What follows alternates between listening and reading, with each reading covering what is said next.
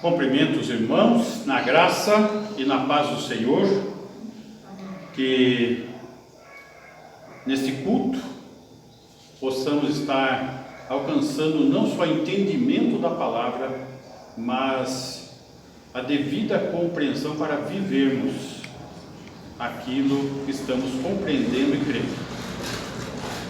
Para isso, vamos clamar ao Senhor. Nós e nossos irmãos aqui, os irmãos aí que estão nos seus lares, na internet, que possamos estar usufruindo no momento de culto, de adoração a Deus. Já estivemos aqui, já em oração, clamando pelos amigos, pelos irmãos e por aqueles que estão carentes das nossas orações. Vamos estar então orando. Senhor, agradecemos porque o Senhor é um Deus soberano, tem o controle de tudo em tuas mãos e a tua vontade é soberana. E esta vontade, Senhor, é cheia de bondade, de benignidade, que se derrama em graça, Senhor, sobre nós, que possamos estar crendo e vendo a ação benigna do Senhor em nossas vidas, desenvolvendo o propósito que Tu tens para cada um de nós. E que nesta manhã possamos estar compreendendo um pouco mais disso e desenvolvendo, Senhor, a nossa fé para o Seu inteiro agrado. Assim oramos no nome de Jesus, o Senhor. Amém. Amém. Muito bem. Vamos estar louvando a Deus agora? Vamos ficar em pé? Ok. Bom dia.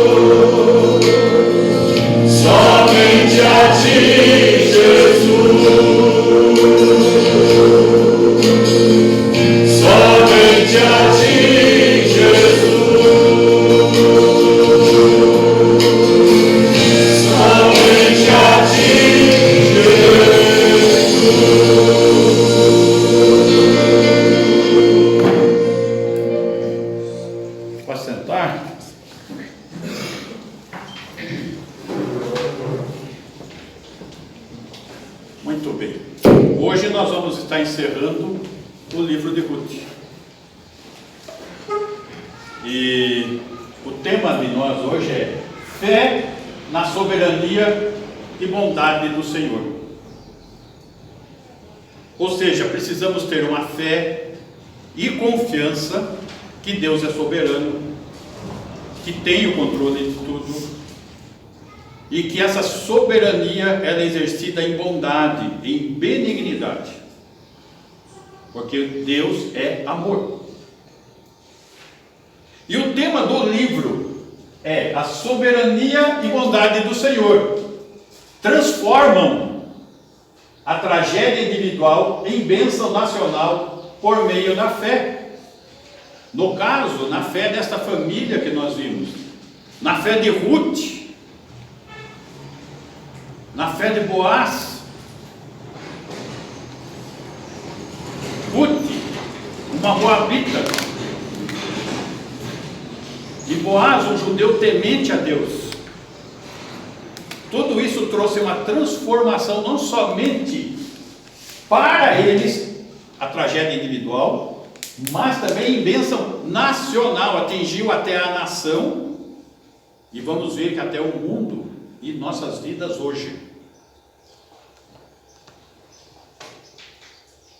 Muito bem, no capítulo 1, nós vimos que a soberania e bondade do Senhor usam a tragédia nacional e individual. Então essa soberania e bondade do Senhor, ela está conduzindo, usando a tragédia nacional. Vamos lembrar que nós estávamos na época dos juízes, período dos juízes, aqui está desenrolando, um período onde Israel não estava se submetendo a Deus, então tinha uma vida cíclica, como nós podemos ter hoje, né? Estava servindo ao Senhor, caía em pecado de idolatria, Israel sofria o resultado disso, a escravidão, se arrependia, clamava ao Senhor, Deus levantava um juiz para defendê-los e libertá-los, Israel era libertado, Israel servia ao Senhor, só que voltava a cair, e isso ia fazendo um ciclo. Um ciclo que nós podemos identificar até em nossas vidas. Momentos altos, momentos baixos, momentos de comunhão com o Senhor, momentos longe de Deus, mas sempre havendo arrependimento e retorno, e perdão da parte de Deus e bênção. Então, é isso que nós temos que visualizar, esse ensinamento. E o capítulo 1 mostrou esse aspecto. Deus permitiu uma tragédia nacional. Por quê? Porque Israel estava em pecado. Isso fez com que aquela família fugisse do juízo de Deus em Belém e fosse para Moabe. Como se isso fosse trazer uma solução. Pelo contrário, trouxe ainda maior condenação, maior juízo, se afastando de Deus. Capítulo 2.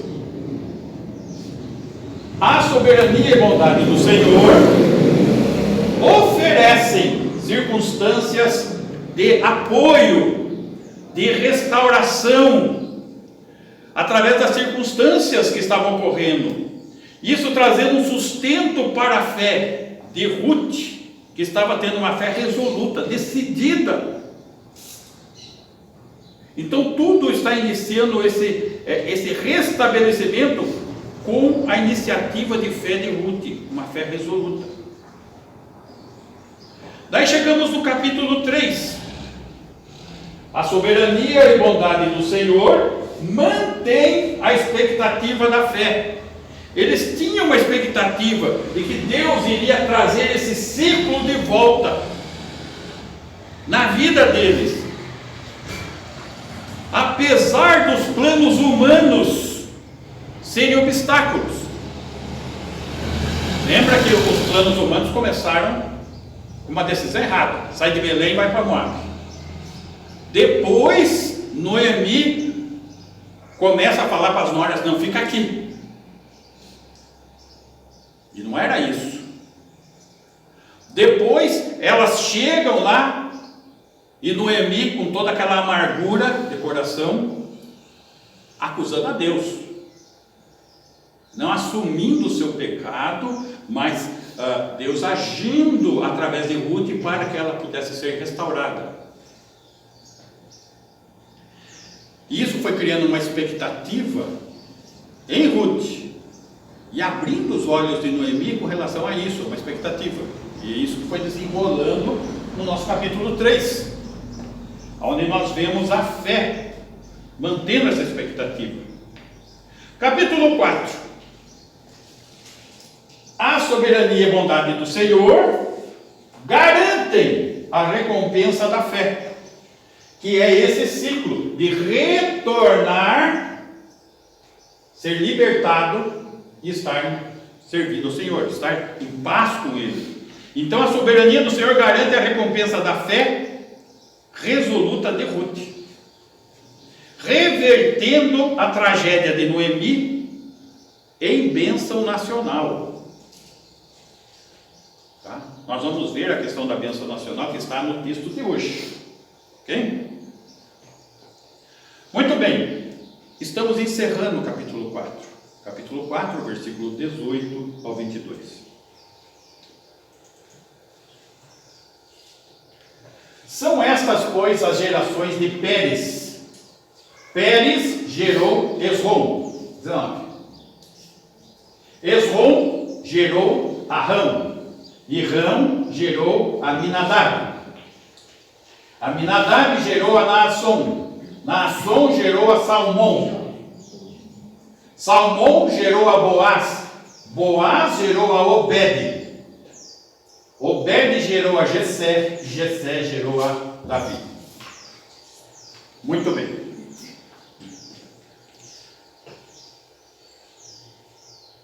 Uma genealogia. Uma genealogia, volta no 18, que volta lá em Pérez, atingindo 10 gerações. São 10 gerações aqui apresentadas. E Pérez era filho de Judá.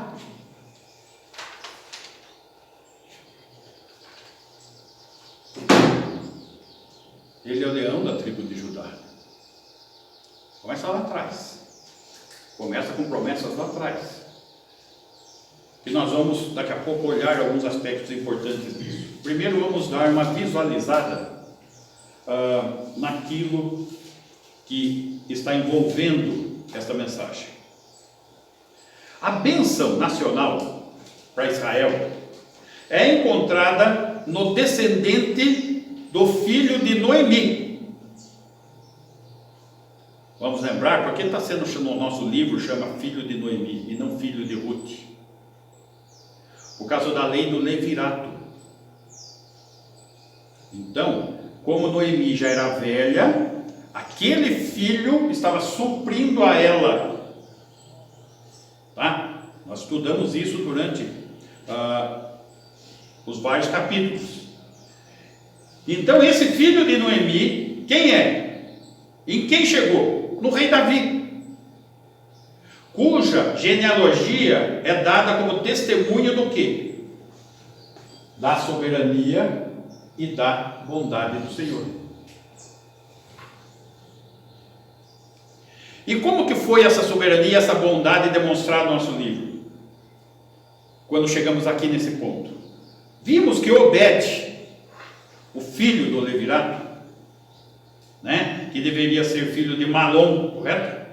Vimos que Obed foi bênção para Boaz, porque Boaz, por temor ao Senhor, à lei do Senhor, ele resgatou, ele foi parente resgatador, que resgatou, casando-se com Ruth, abençoou Ruth, que desde o início está com uma fé resoluta, e abençoou Noemi na sua restauração e prazer de viver, porque ela estava amarga com a vida. Estão lembrados disso? Pois aquela criança, Obed, representava uma dádiva especial de Deus. Capítulo 4, versículo 14. Volta o 14. Então as mulheres disseram a Noemi: seja o Senhor bendito. Lembra que ela estava acusando a Deus? Agora ela tem que bendizer a Deus, que não deixou hoje de te dar um neto que será teu resgatador. Por isso também é chamado filho de Noemi. E seja afamado em Israel o nome deste. Como que o nome deste seria afamado? Chegando no rei Davi. Tá? Obed trouxe bênçãos a Belém. A Belém era uma cidadezinha pequenininha. Belém Efrata, dos efrateus. Trouxe bênção a Israel, a nação. E trouxe bênção ao mundo todo, como nós vamos ver. Como que ele trouxe bênção a Belém? Obed traria fama ao nome da sua cidade natal. O nome de fama ao nome de Elimeleque, ao nome de Malom, que quase desapareceu de Israel. Mas Obed tornaria esse nome conhecido e traria glória a Belém. Vamos lembrar disso? Miqueias, capítulo 5, versículo 2. Profecia do profeta Miqueias a respeito do nascimento do filho de Davi, Jesus. E tu, Belém Efrata, está falando dessa Belém, pequena demais para figurar como grupo de milhares de Judá. Os efrateus são da tribo de Judá, mas só que uma cidadezinha pequena, insignificante. De ti me sairá o que há de reinar em Israel. Olha a bênção estendida, a soberania e a bondade. Note, e a soberania de Deus como? Isso é uma profecia. Nós estamos aqui 600, 500 anos antes de Cristo, e dando a cidade do nascimento dele, cujas origens são desde os tempos antigos, desde os dias da eternidade. Como que esse rei, filho de Davi, desde os tempos antigos, desde os dias da eternidade? Como que ele é eterno? Porque ele é o próprio Deus, o Verbo encarnado. Ok? Muito bem.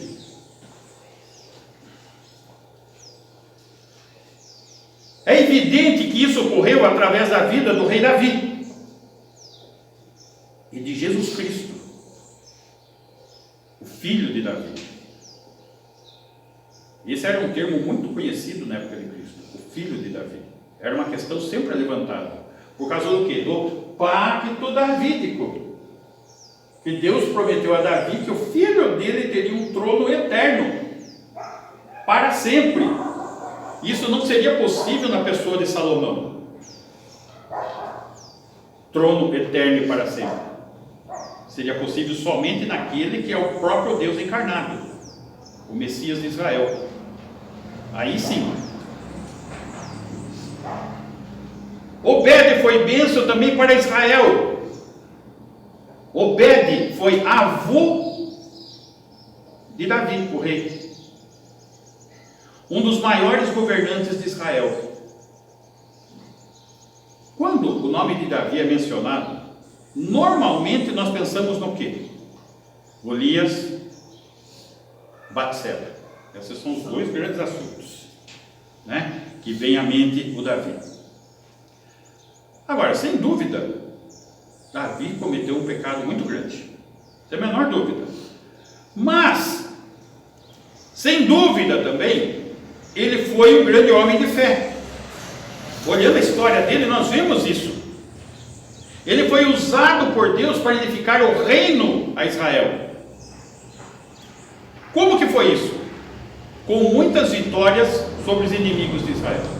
Nós vemos sequências de batalhas e mais batalhas e vitórias de Davi. Vemos isso também na expansão de sua herança territorial, conquistando territórios para a nação de Israel. Acima de tudo isso, a expansão do culto a Deus. Vamos lembrar que os povos da volta eram pagãos. Agora vamos lembrar um pouquinho da vida de Davi. Davi, ele escreveu cânticos de adoração para os levitas. Aqueles levitas da tribo Levi, que o pessoal hoje, os que cantam, chamam de levita, né? Não existe isso, gente. Levita era uma tribo responsável pela adoração, tá? Então nós vemos Davi escrevendo cânticos de adoração, vemos Davi criando instrumentos musicais para os levitas louvarem. Nós vemos que Davi passou a vida toda ajuntando riquezas para construir o templo para Deus. Vemos que Deus deu o projeto do templo para Davi, de modo que Salomão, filho de Davi, pudesse executar a obra. Já tinha o projeto, já tinha os materiais, já tinha o dinheiro.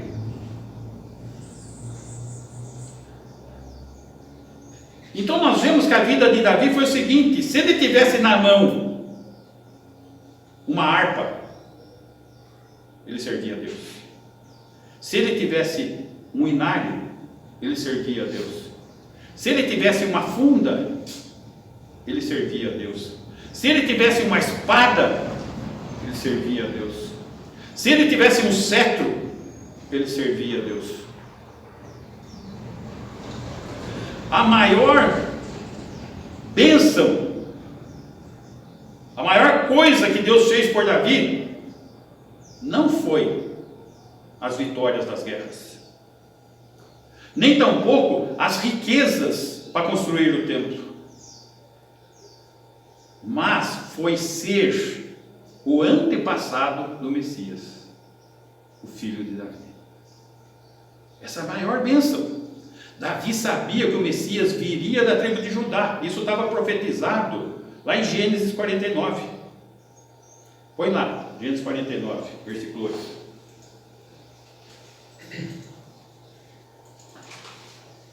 Judá, teus irmãos te louvarão, a tua mão estará sobre a cerviz de teus inimigos, os filhos de teu pai se inclinarão a ti. Está falando da tribo de Judá. 9. Judá é leãozinho, da presa subiste, filho meu, encurva-se e deita-se como leão e como leoa. Quem o despertará? Versículo 10. O cetro, o rei, não se arredará de Judá. O rei vai ser da tribo de Judá. Nem o bastão de entre seus pés. Vai ser alguém que vai nascer, que vai ser juiz. Até que venha Siló, objeto da adoração a Deus, ou seja, o próprio Deus. E a ele obedecerão os povos. Está falando do reino. Tá? Essa é a maior bênção. Essa genealogia, onde a tragédia nacional se torna bênção nacional, através do filho de Davi. Estamos estudando Mateus. Vimos já a oposição da nação de Israel e a rejeição da nação de Israel a quem? Ao filho de Davi, que estava revelado no Gênesis, como vimos aí, que estava revelado nos profetas do Antigo Testamento, que no livro de Ruth é totalmente estabelecido e orientado para a direção a ele, e eles rejeitaram. Mas nós, hoje, sabemos muito mais a respeito da soberania de Deus e da bondade de Deus pela sua palavra do que eles. E cada vez que nós nos afastamos de Deus, estamos em oposição e rejeição também. É muito fácil nós olharmos para a nação de Israel e dizer, e criticá-los, olha, que povo incrédulo. Se nós temos mais a revelação de Deus do que eles, isso nos faz mais incrédulos do que eles quando estamos em oposição. Então é algo que temos a meditar nisso.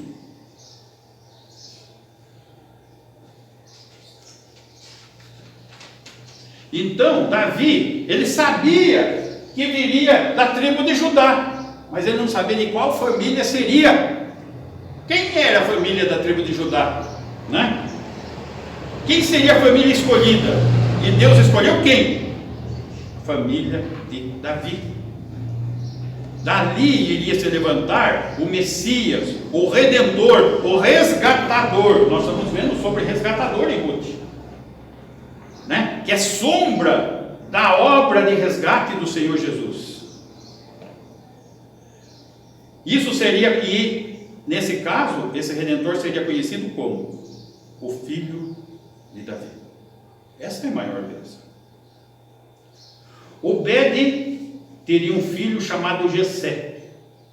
Jessé teria 8 filhos, sendo que o mais novo seria Davi, o rei. Temos que olhar para uma outra coisa. Da próxima vez que nós olharmos para uma criança, lembre-se que Deus pode ter um grande futuro planejado para essa criança. Daí o livro de Ruth encerrar com uma pequena genealogia de 10 gerações, tendo no ápice dessa genealogia o rei Davi. Lembrando que a lei em Deuteronômio 23:3 determina que os moabitas não deveriam entrar para a congregação do Senhor. E Ruth era uma moabita, nem ainda a sua 10ª geração.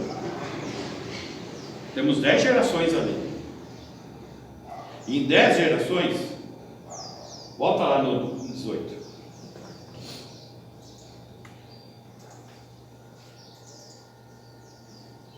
Essas são as gerações de Pérez. Pérez, Esrom, 19. Esrom, Rão e Aminadab, 20. Aminadab, Nazon, Salmão, 21. Salmão gerou a Boaz. Boaz gerou Obed. Entrou aqui. Não teve 10 gerações. Deus alterou tudo através da sua soberania e bondade, derramando graça, derramando um favor imerecido, como derrama sobre nós, um favor imerecido.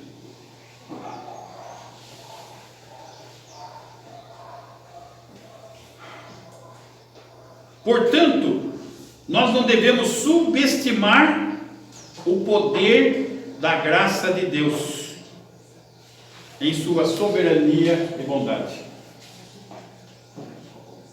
Eu estava lendo, não sei que época, em que lugar exatamente, mas tinha um professor, naquele tempo antigo, onde tinha todo aquele respeito pelos professores em sala de aula, né, que não existe mais, mas que ele chegava na sala de aula e ele tirava o chapéu para os alunos.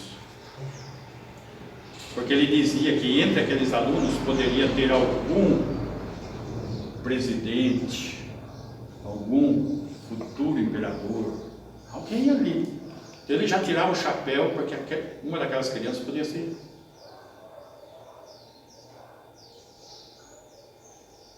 E essa é uma realidade.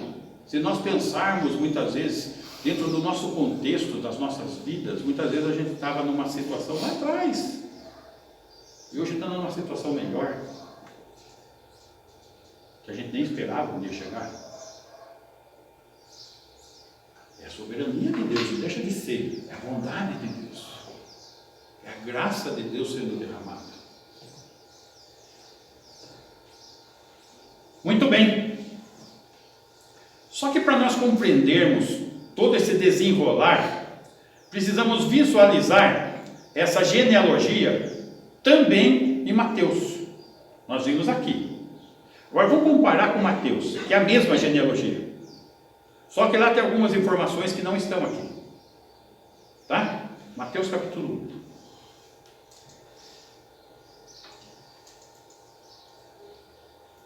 1. Livro da genealogia de Jesus Cristo, o Messias, o Rei, filho de Davi, filho de Abraão. Note, a promessa foi feita a Abraão: terra, nação e bênção. Depois, o aspecto de nação foi renovado e confirmado em Davi, no pacto davídico. E aqui ele está relembrando os pactos, gente.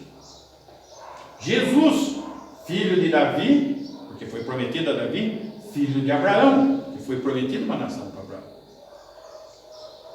Foi prometido um reino para Davi, um rei.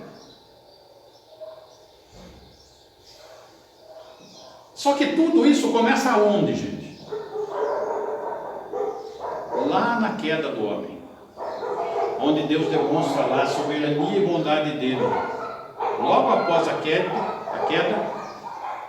nós temos Gênesis 3,15. Porém, inimizade entre ti, Satanás, e a mulher, entre a tua descendência, Satanás, e o descendente da mulher, que é o filho de Abraão, que é o filho de Davi.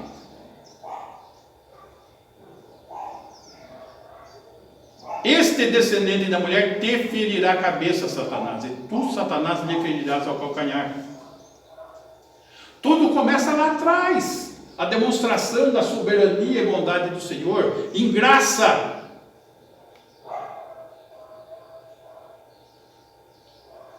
E os homens lutam para que essa graça seja tirada de Deus e do seu agente da graça, Jesus, o filho de Davi.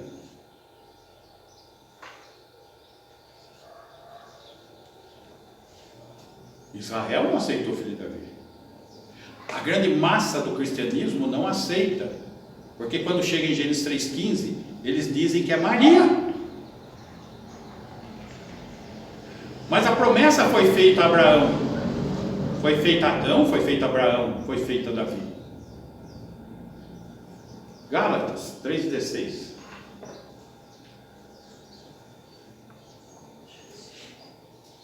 Ora, as promessas foram feitas a Abraão e ao seu descendente. Não diz aos descendentes, como falando de muitos, porém de um só, e ao teu descendente, no singular, que é Cristo, e não é Maria. Então nós pegamos a maior religião do mundo, Igreja Católica Apostólica Romana, e vemos que ela está totalmente enganada desde o princípio da Escritura. Não é Maria, é Cristo. Então eles depositam a fé em Maria, como se Maria fosse a resgatadora e a mediadora. E não é. Quem é apresentado como intercessor, mediador e resgatador é Cristo. Isso tem que ficar muito claro, não só para nós, mas também para vocês ouvintes que estão nos seguindo hoje. Muito bem. E quando nós chegamos aqui em Abraão e em Davi, nós vemos que esse pacto é estabelecido da parte de Deus, um pacto incondicional. Salmo 89, versículo 29.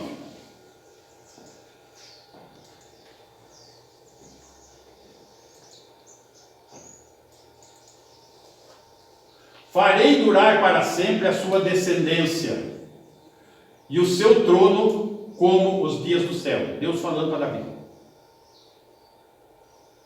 Ele está fazendo uma promessa. 30. Se os teus filhos desprezarem a minha lei e não andarem nos meus juízos, está falando da nação de Israel. Se violarem os meus preceitos e não guardarem os meus mandamentos, longe de Deus, como em diversos momentos eles estiveram e estão agora. 32. Então punirei com vara as suas transgressões e com açoites a sua iniquidade. Juízo. Juízo. O que acontecia no período dos juízes? Naqueles dias não havia rei em Israel. Cada um fazia o que achava mais reto. Não, eu acho que o melhor é isso, acho que está certo isso aqui. Era quase que a democracia do Brasil. Cada um faz o que quer e acha o que quiser, desde que Deus fique fora. 33. Mas jamais retirarei dele a minha bondade, apesar do juízo, ele não vai retirar a sua bondade. Nem desmentirei a minha fidelidade. Ele deu a palavra dele. E Deus não é homem para mentir. 34. Não violarei a minha aliança, nem modificarei o que os meus lábios proferiram. Ele prometeu, ele vai cumprir. Aqui nós estamos diante de um divisor de águas, agora não do catolicismo, dos protestantes. Porque nós pegamos a grande massa protestante, a milenista, e eles defendem um rei reinando hoje no céu. E negam esse reino estabelecido aqui na terra. Notem, nós falamos, no mundo tem muito cristão, a maior religião no mundo. A maior fatia é católica. A segunda fatia são os reformados. E os reformados negam essa base aqui. Tá? Isso não é doutrina reformada, não está escrito. Então nós temos que seguir o quê? A palavra de Deus. 35. Uma vez jurei por minha santidade, e serei eu falso a Davi? 36. A sua posteridade durará para sempre. Como que vai durar para sempre, gente? É necessário que o Cristo, o Messias, seja o próprio Deus, o Verbo encarnado, para que possa se cumprir esse para sempre. O seu trono como sol perante mim. 37. Ele será estabelecido para sempre, esse trono, como a lua, e fiel como a testemunha no espaço. Ele vai cumprir. Não tem por onde.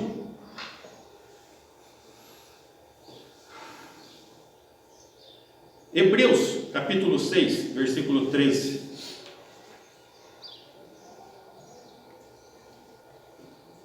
Pois quando Deus fez a promessa a Abraão, visto que não tinha ninguém superior por quem jurar, jurou por si mesmo.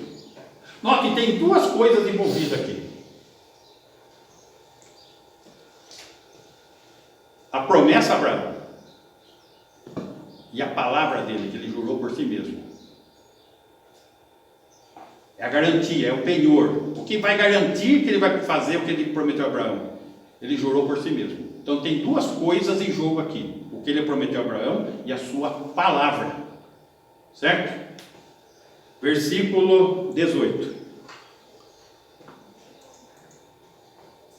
Para que mediante duas coisas imutáveis, o que ele prometeu a Abraão e a sua palavra, nas quais é impossível que Deus minta, forte alento tenhamos nós, creiamos que tudo isso vai ser cumprido, que já corremos para o refúgio, já estamos com Ele, já estamos em comunhão com Ele, fazemos parte do corpo de Cristo, a fim de lançar mão da esperança proposta. Note, é impossível que Deus minta. Se é impossível que Deus minta quanto a essas questões que estão sendo levantadas, significa que a base doutrinária milenista e a base doutrinária romanista é falsa. Precisamos crer naquilo que Deus fala e naquilo que Deus promete. Precisamos ter uma fé sadia na palavra de Deus.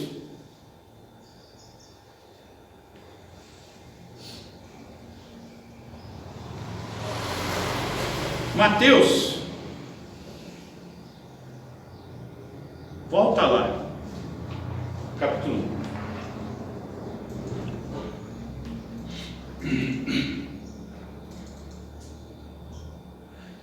Livro da Jesus Cristo, filho de Davi, filho de Abraão, versículo 2.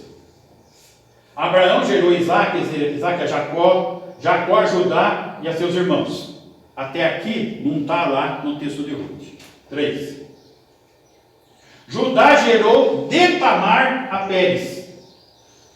A genealogia de Ruth começa em Pérez. Começa a partir daqui. Mas notem que ele, aqui Mateus, ele explica o acontecimento. De quem é?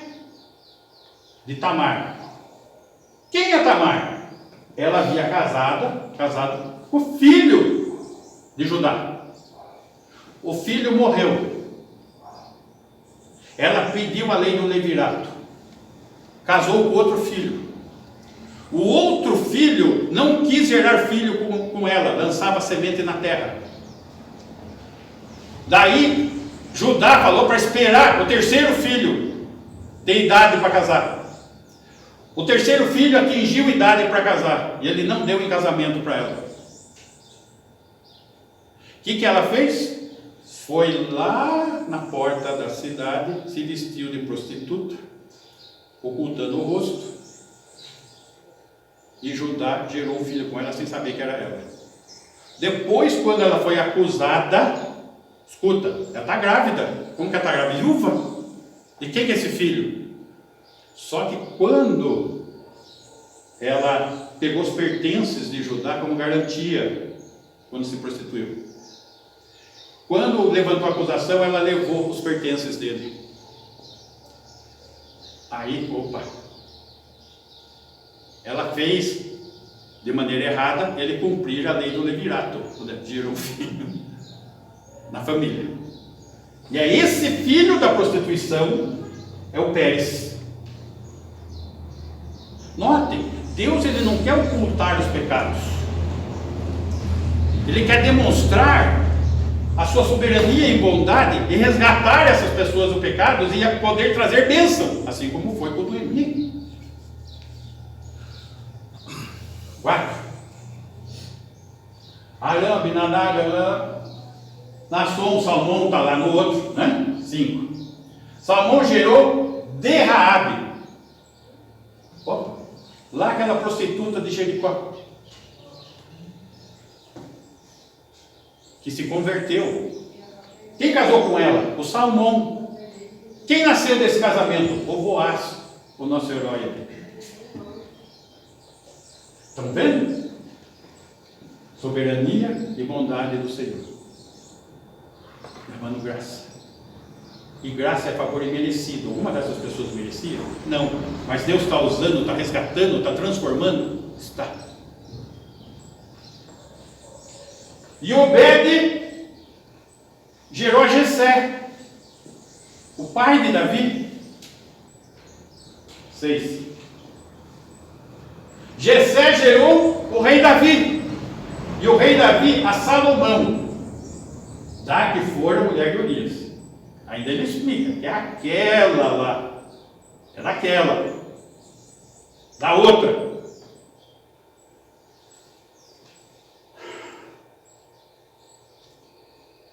Deixa eu ver se eu sigo mais um pouquinho. Não, até aí tá bom.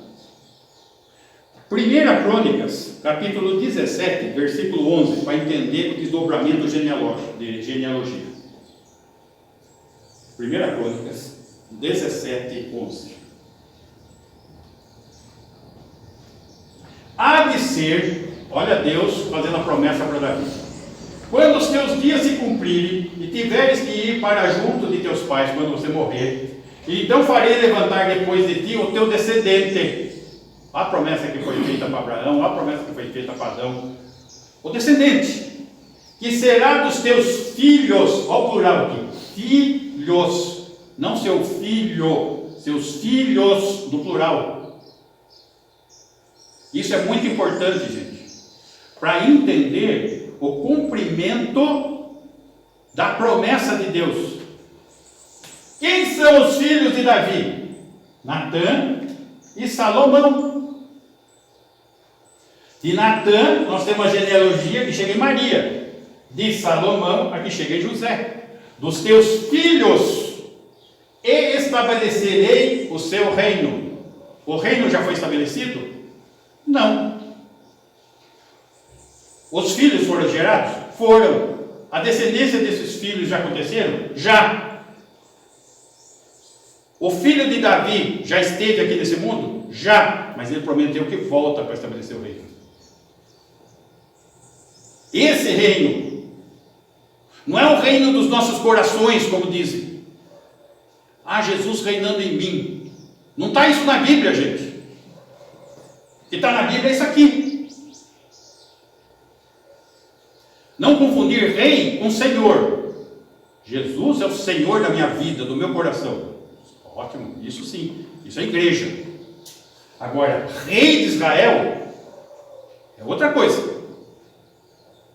Estão compreendendo onde está a diferença? Está aqui. Muito bem. Lucas, capítulo 2, versículo 31.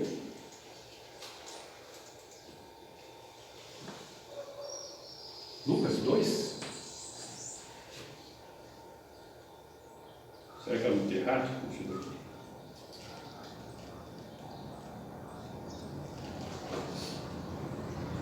Anotei.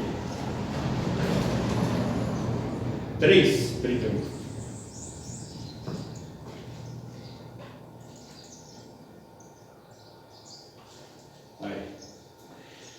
Está falando da genealogia de Maria. Ele é aqui, filho de Meleá, Meleá, filho de Mená, Mená, filho de Matatá. Este é filho de Natã.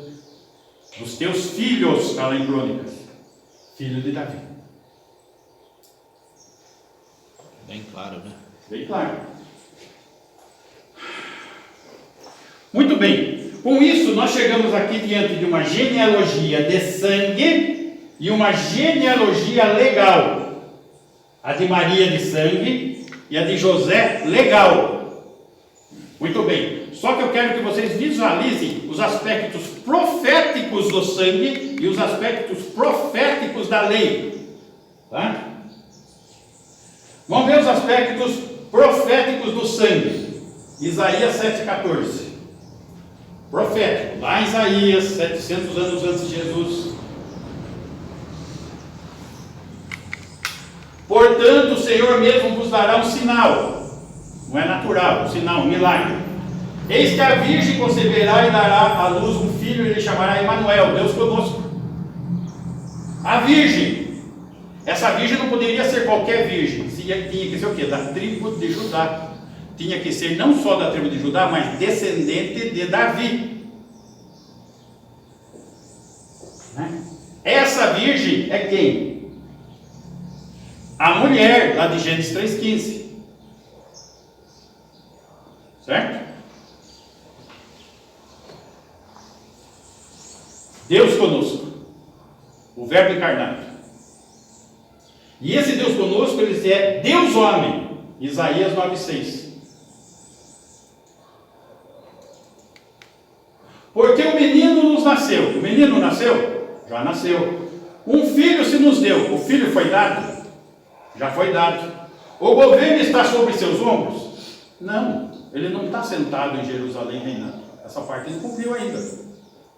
E o seu nome será, quando estiver lá em Jerusalém sentado, maravilhoso, conselheiro, Deus forte, Pai da eternidade, príncipe da paz. 7. Para que se aumente o seu governo no reino prometido e venha paz sem fim sobre o trono de Davi, para quem foi prometido, e sobre o seu reino, para estabelecer e o firmar mediante o juízo e a justiça. Ele volta como juiz. Ele veio primeira vinda como servo, a segunda vinda como juiz, a primeira vinda como cordeiro, a segunda vinda como leão. Desde agora e para sempre, o zelo do Senhor dos Exércitos fará isto, vai fazer, vai ser cumprido. Então, Deus conosco, Deus homem. Também um rei humilde, que não foi aceito, foi rejeitado. Zacarias 9,9. Tudo isso é Antigo Testamento, profecia, gente. Alegra-te muito, ó filha de Sião. Exulta, ó filha de Jerusalém. Eis aí veio o teu rei, justo e salvador, humilde, montado em jumento, num jumentinho, cria de jumento. A entrada triunfal de Jesus em Jerusalém, na qual a nação não reconheceu o cumprimento dessa profecia. É interessante como o sistema de interpretação alegórico conduz as pessoas a absurdos. Eu vi uma pregação de um pastor do Rio de Janeiro, lá em Atibaia, era de ficar assustado. Ele pregou sobre a entrada de Jesus em Jerusalém. Ele falou: Jesus é o Senhor e o jumentinho é o crente. E a pregação foi todo o tempo, toda sobre o jumentinho que é o crente.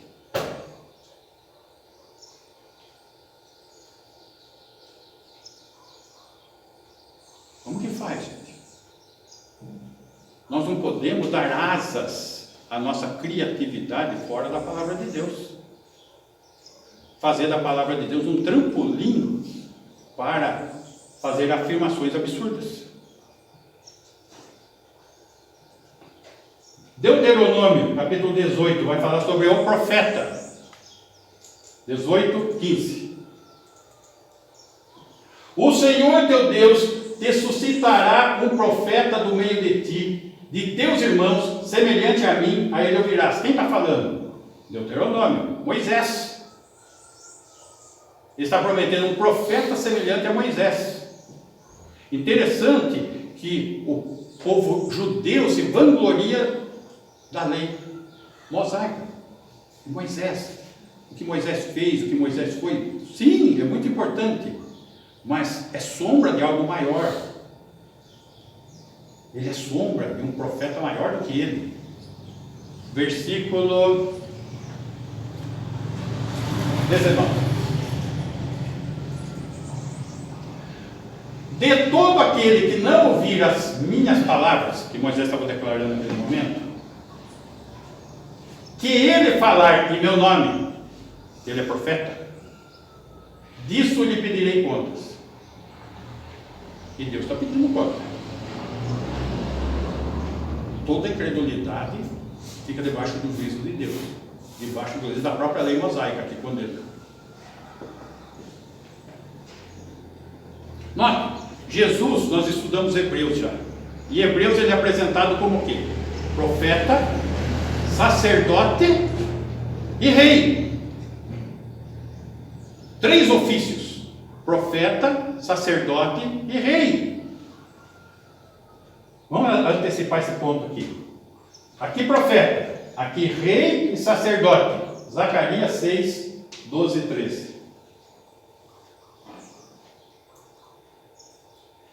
E diz-lhe assim, diz o Senhor dos Exércitos: eis aqui o homem cujo nome é Renovo.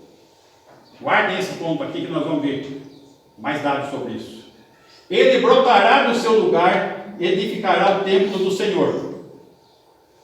Sacerdote, templo. 13. Ele mesmo edificará o templo do Senhor, será revestido de glória, assentar-se-á no seu trono. O pai é rei também. E dominará, e será sacerdote no seu trono, e reinará perfeita união entre ambos os ofícios, rei e sacerdote. E ele é o profeta. E nós estudamos isso em Hebreus: profeta, sacerdote e rei. Então nós vemos tudo cumprido em cima de quem? Do filho de Davi. Se fazendo o que? Bênção nacional e bênção para o mundo, para as nossas vidas.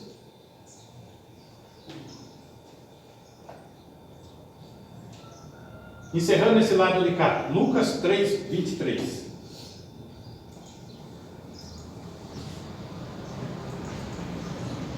Ora, tinha Jesus cerca de 30 anos ao começar o seu ministério. Era como se cuidava: filho de José, filho de Eli. Só que Eli não era o pai de José, Eli era o pai de Maria. Mas como se cuidava na época, como era o costume da época, punha-se o nome do marido. Porque não era costume entrar em genealogia o nome de mulher. Ok? Muito bem. Isso fecha esse lado aqui, o aspecto de Natã, o aspecto de sangue, o aspecto de Jesus ter uma ligação de sangue com Davi. Agora vamos ver os aspectos legais. Salomão, filho de Davi, como já vimos, ele deveria nascer aonde? Em Belém, já vimos isso. Miqueias 5:2.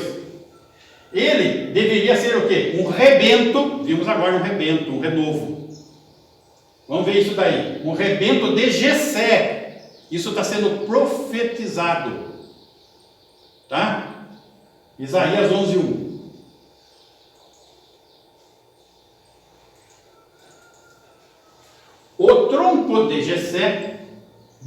tronco de Jessé sairá um rebento, e das suas raízes um renovo.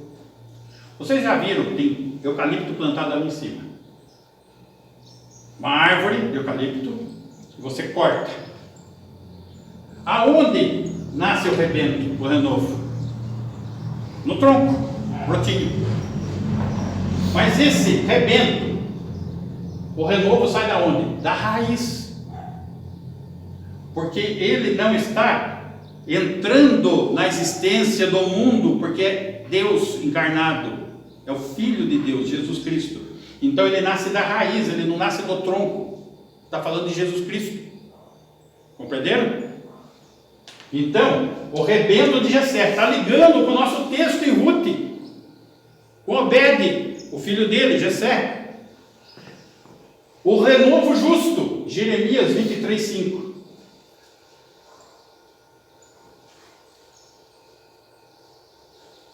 Eis que vem dias, diz o Senhor, em que levantarei a Davi, olha a promessa feita lá atrás, um renovo justo, um rebento justo.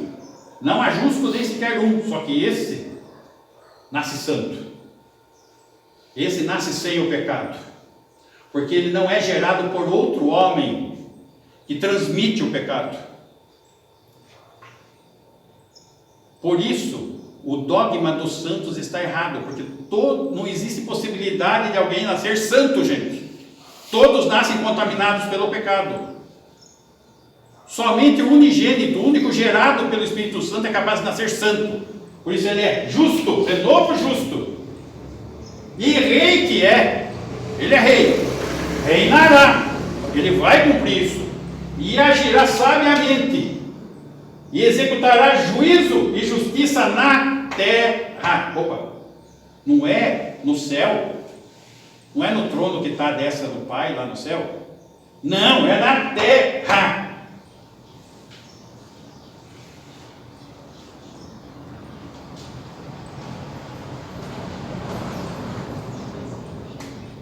Mateus 1,16.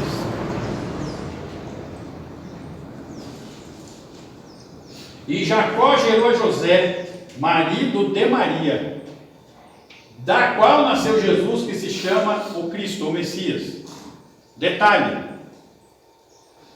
José, marido de Maria, da qual, não dos quais, não foi de José e Maria, foi só de Maria. Da qual, só de Maria, porque ele é o justo, ele é o verbo encarnado, ele não é gerado por José. Muito bem, tudo isso está cumprindo o quê? Tudo aquilo que o livro de Ruth faz sombra para chegar nesse clímax, é isso aqui.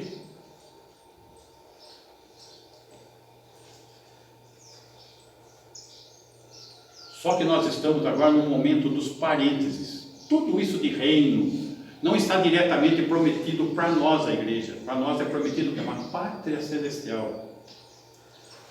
Só que isso não estava revelado no Antigo Testamento.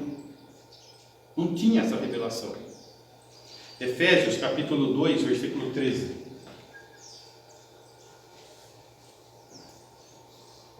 Mas agora, em Cristo Jesus, vós que antes estáveis longe, nós os gentios, fostes aproximados pelo sangue de Cristo. Sem derramamento de sangue não tem perdão de pecados. Nós somos alcançados pelo sangue de Cristo. Fomos restaurados, resgatados pelo sangue de Cristo. 14. Porque Ele é a nossa paz. Nós éramos inimigos de Deus. Tá? Tanto que a nossa pregação do Evangelho é uma pregação pacificadora, para fazer paz entre Deus e o homem que crê. O qual de ambos fez um, judeus e gentios, fez um novo grupo, o corpo de Cristo, a igreja.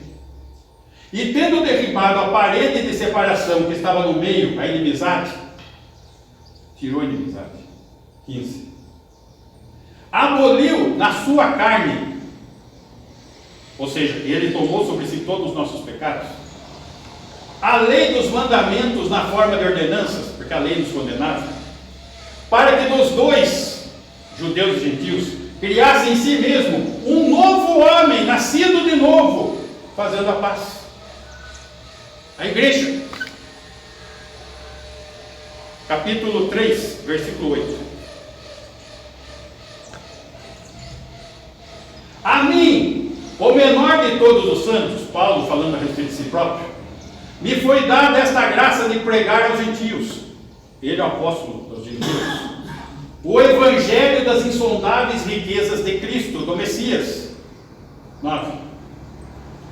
E manifestar qual seja a dispensação do mistério. A dispensação da igreja, que era um mistério para os profetas do Antigo Testamento. Não tem nada disso revelado lá atrás. Tá? Então, a dispensação, nós somos dispensacionalistas, está aqui, ó, a dispensação do mistério, a dispensação da igreja, a dispensação da superabundante graça. Dispensação, está na Bíblia. Desde os séculos, oculto em Deus, não para os homens, que criou todas as coisas. 10. Para que pela igreja, que é o mistério, a multiforme sabedoria de Deus se torne conhecida, agora nos principados e potestades nos lugares celestiais. O mundo jaz no maligno, o príncipe deste mundo é Satanás. Só que a nossa salvação, as nossas bênçãos estão nos lugares celestiais. E nos lugares celestiais é que são atacadas pelas hostes malignas.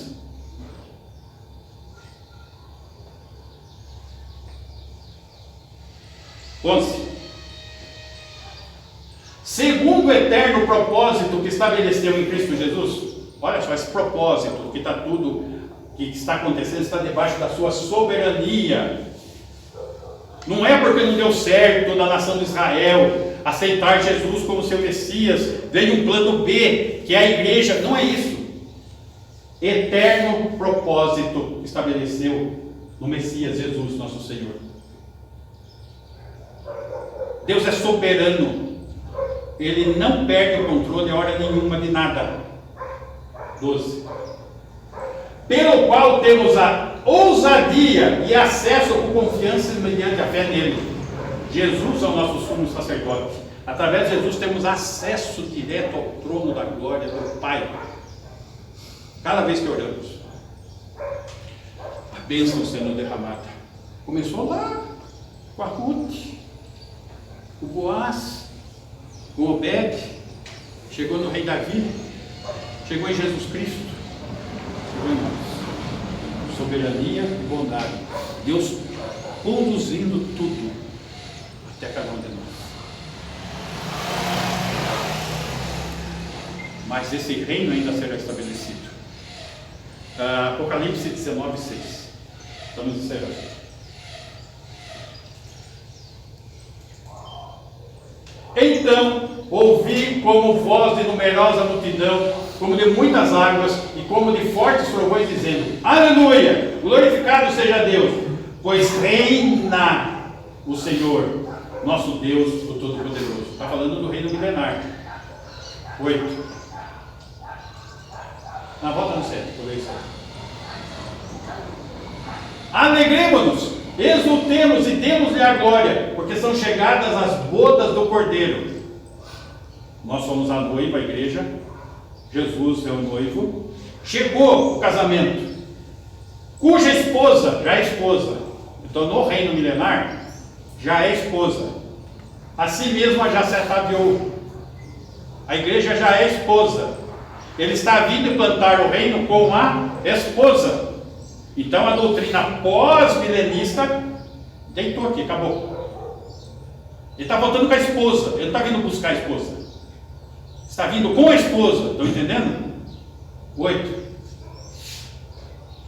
Pois me foi dado vestir-se de linho finíssimo, resplandecente e puro, porque o linho finíssimo são os atos de justiça dos santos, da igreja. Aí está tratando dos galardões. Muito bem, versículo 13. Está vestido com manto tinto de sangue, está voltando. E o seu nome se chama o Verbo de Deus, é Jesus. 14. E seguiam-no os exércitos que há no céu, montando cavalos brancos, com vestiduras de linho finíssimo, branco e puro. Quem que é esse exército, gente? Que está vestido dessa maneira? A esposa, que é a noiva hoje, a igreja. 15. Sai da sua boca uma espada afiada, para com ela ferir o quê? As nações, para implantar o reino aqui na terra. E ele mesmo as regerá com cetro de ferro. Ele vai reger aqui desse mundo. E pessoalmente pisa o lagar do vinho do furor da ira do Deus Todo-Poderoso. Vai voltar como juiz, como leão. 16. Tem no seu manto e na sua coxa um nome escrito: Rei dos Reis, Senhor dos Senhores. Claro como a luz. Basta perguntar.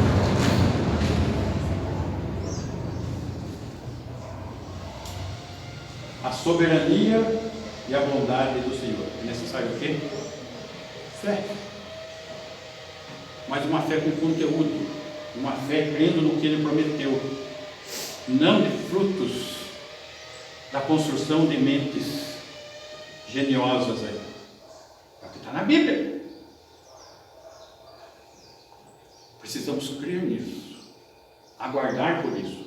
E por nossa fé, como Ruth, pois, uma fé resoluta, aguardando do Senhor aquilo que Ele prometeu. Ela recebeu, e nós vamos receber, certamente não por nossos méritos, porque não temos. Amém. O Senhor nos ajude. Amém? Vamos orar? Vamos ficar em pé?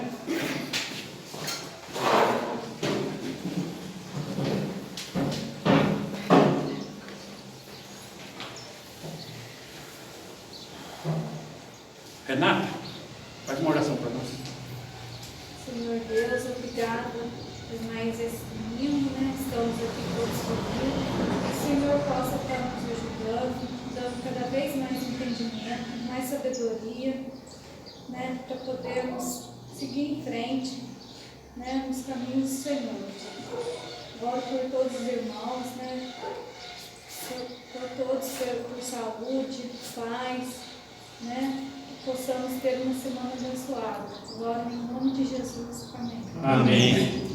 Que o amor de Deus, o Pai, amor demonstrado com plena soberania e bondade, se manifestou na pessoa de Deus, o Filho, Jesus Cristo, de quem recebemos superabundante graça, e que nos garante o nosso resgate na pessoa de Deus, o Espírito Santo, que nos cela, nos guarda, nos consola e nos ensina. Assim seja com a tua igreja, agora e sempre. Amém. Amém. Ok, meus irmãos.